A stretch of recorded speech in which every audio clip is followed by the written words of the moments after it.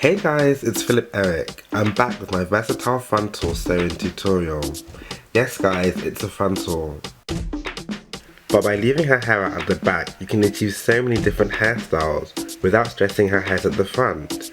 You can also wear it up and add clip-ins at the back to change the length. It's so versatile. This is Shana's natural hair and we will be using this frontal.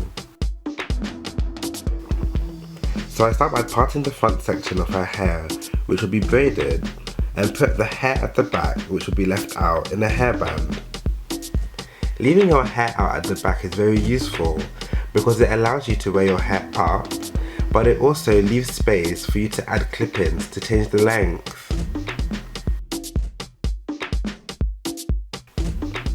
This is the braid pattern I use. So once I braid 3 cane rows, I then join them up. I join just 3 up so it doesn't get too bumpy and bulky and can lay flat under the frontal. I then do the same to the other side. Then I part her hair in the middle to create the other 2 sections. So doing cane rows and then braiding the ends together. Once this is done to both sections, you're going to want to sew the ends down, creating a flat base for your frontal. Now, I grab the frontal and using my fingers as a guide, I measure her head from ear to ear. I then cut the ends of the frontal to ensure a precise fit. At this stage you can also cut the front of the lace, and also using foundation you can stain the base of the frontal so you don't have to bleach the knots. I then sew a band to either side of the frontal. This is to help keep the frontal in place when we sew it down, but it's not going to stay there. I'm going to cut it off after I've sewn everything down.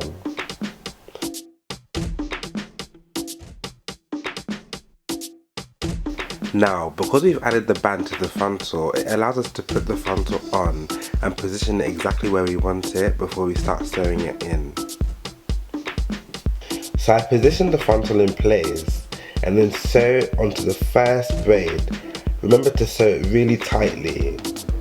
I do the exact same on the other side, making sure the frontal is really stretched and tightly sewn down so it doesn't move. Don't worry about the edges of the frontal lifting at this stage. When you use gel, the gel helps to kind of keep the frontal down, and because the band is still on at this stage, it's pulling that part of the frontal, but when I cut the band off, it will release that area which is pulling, so it will lay flat. You're going to need to sew the back of the frontal also to cover the rest of the braids.